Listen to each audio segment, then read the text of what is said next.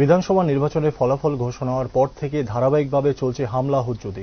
কমলাসাগর বিধানসভার অন্তর্গত মধুপুর ভজেন্দ্রনগর এলাকার বাসিন্দা তথা সিপিআইএম কর্মী রিঙ্কু চৌধুরী এবং তার পরিবারকে প্রতিনিয়ত হুমকি ধুমকি এবং আক্রমণের শিকার হতে হচ্ছে বলে অভিযোগ স্থানীয় কিছু বিজেপি কর্মী বিজয় মিছিল করার জন্য 50,000 টাকা দাবি করে তাদের কাছ থেকে, কিন্তু সেই টাকা না দেওয়ার কারণে গত বৃহস্পতিবার শাসক দলের কর্মীরা রিঙ্কু চৌধুরীকে নামে এক গৃহবধূর বাড়িতে কালো কাপড় দিয়ে মুখে বেঁধে গৃহবধূ সহ তার পরিবারের লোকজনদের মারধর করে।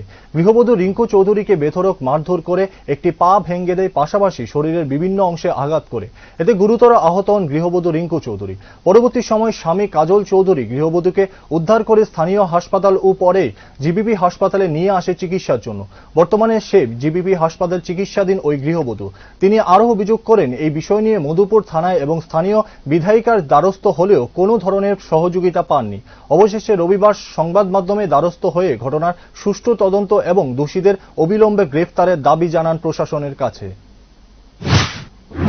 স্যার 2 তারিখের পরের থেকে আমার বাড়িতে এমন একদিন বাদ নাই যে হামলা করে না। ডেলি করলে তো মধুপুর পিএসে আমি ফোন করি, অনেক সময় ফোন করলে ধরে না, তো ওই 100 নাম্বারে ফোন করে না মধুপুর পিএসের নাম্বার লইলে এত ফোন করলে স্যার তারা আয়া গেলে একটু ভালো থাকে।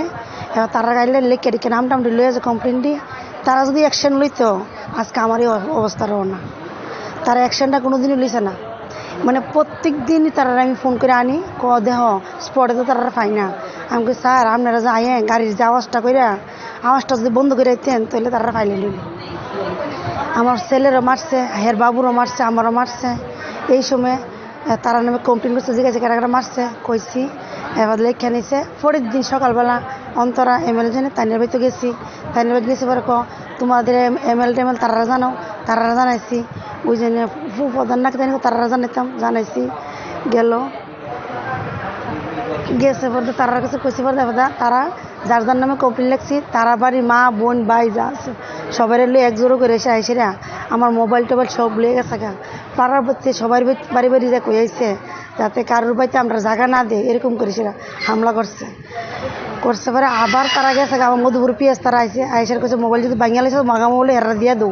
ফুলার পরীক্ষা 12 পরীক্ষা ছিল, আর 11 পরীক্ষা দিচ্ছি, 12 এবার দিচ্ছে না। তাতে গেল আমি বিরোধী পার্টি লেগে, আমি সিপিএম করি। হ্যাঁ, তারা কইছে সিপিএম করে আমি অনেক কিছু করছি, তারা সরকার আমি অনেক কিছু তারা আমার নত করতে পারে না লেগে। আর কালকে এদিন যখন ঠ্যাং ভাঙে না, ঠ্যাং ভাঙে তখন আর সিপিএম করবি নি।